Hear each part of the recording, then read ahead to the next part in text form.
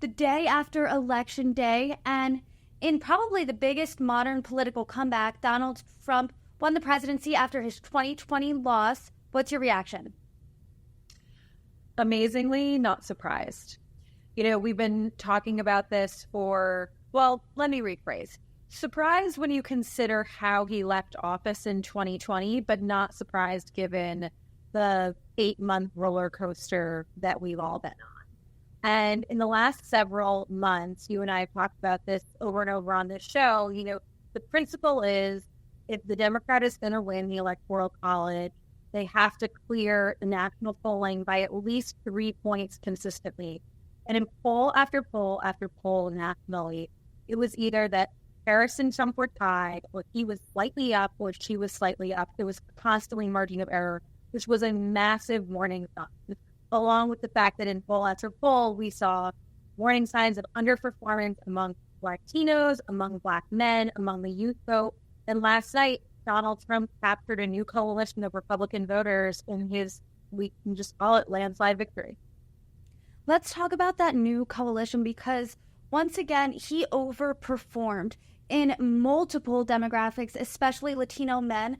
And in a stunning moment on CNN, I'm not sure if you caught it, they pulled up the map and they said, here's where Kamala Harris outperformed Joe Biden in 2020. And there were 0 counties. Not a single county was lit up. She did not outperform Joe Biden in 2024 in his presidential victory in 2020. So what happened here? How is he gaining this new coalition and Democrats just aren't? So in 2020, the election is always, when there's an incumbent, which she was, even though she was running a campaign on wanting to turn the page, she is the incumbent.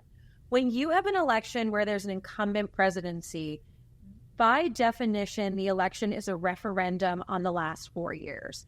And in 2020, we were in the middle of COVID. The economy was decimated. We were dealing with so much social unrest coming off the murder of George Floyd and the protests that had occurred over the summer. A lot of pent-up anger. There's no two ways about it. Trump, botched the COVID response. And in 2020, people were exhausted from the chaos. They were exhausted from his Twitter feed, and they wanted to move on. Fast forward 4 years, people sort of have a memory hole when they block out that COVID period, and they say to themselves, I was better off. Economically, I was better off. Geopolitically, we were not at war in Israel. We were not at war with Russia. Things were more seemingly calm for me and my. And at the end of the day, that's what elections are about. It's about the voter. And so what I thought was interesting about what happened last night and some of the analysis this morning, there's a lot of people saying, oh, we're such a racist country. Oh, we're such a sexist country. And that's why Donald Trump prevailed.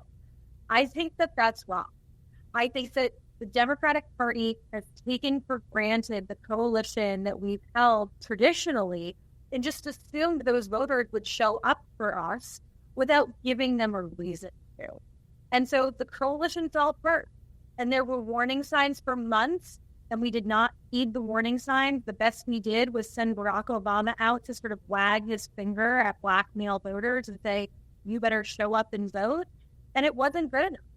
And so I think the Democratic Party has a lot of soul searching to do today, tomorrow, in the months ahead on how we got here and how we reclaim the party of who we are, which is working men and women, minorities, the underserved class, and we regain that and stop being the sort of elitists that are talking to ourselves.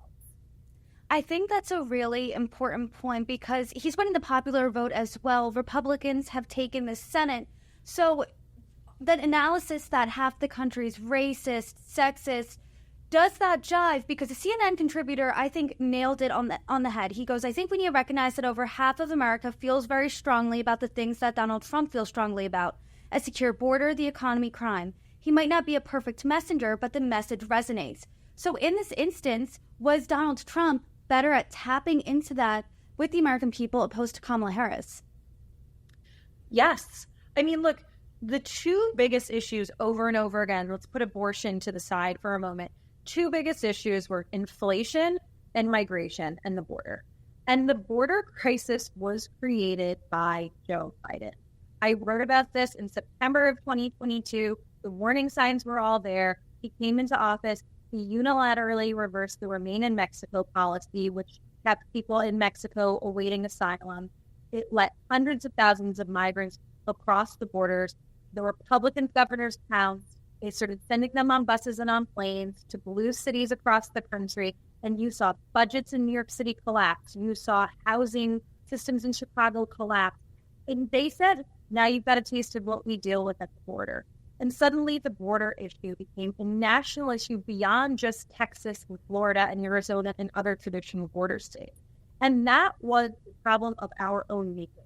It is one thing to virtue signal. It is one thing to say, we are a country of immigrants and we open our arms and we want to do right by people who want to come to this country lawfully and escape, whatever issues are going on at home through asylum. That's right. But you have to have a management plan. And that's what was lacking here. The Biden administration never had a management plan for how those people were going to cross over, where they were going to go, how quickly they were going to put them to work, how they were going to be paid for, and we left it to the locality and it was crushed. And Donald Trump, ironically, when you think back in 2016, he ran against Hillary Clinton on building a wall. This was his original issue. And it's like we handed it to him, gift wrapped in a bow, to say nothing for the humanitarian crisis we contributed to. And so he had credibility on the issue. He was someone that they believed that he could take on the issue more strongly. And every time Kamala Harris was given the opportunity to say, what would you do differently than President Biden did, she did not have a good answer. And then separately, when you think about the economy, you would hear talking heads on MSNBC all day long or write columns in the New York Times about the S&P and the Dow Jones and how great the stock market is doing. That's fantastic. What matters to everyday Americans is how much money it costs them when they go to the grocery store. And we were never able to get out from under inflation. And arguably, because the bailout package on COVID was so bloated, the Biden administration contributed to that inflation problem and never had a concrete answer for it. And so when people are asked who is best to handle the economy, Donald Trump. Who's best to handle the border crisis? Donald Trump.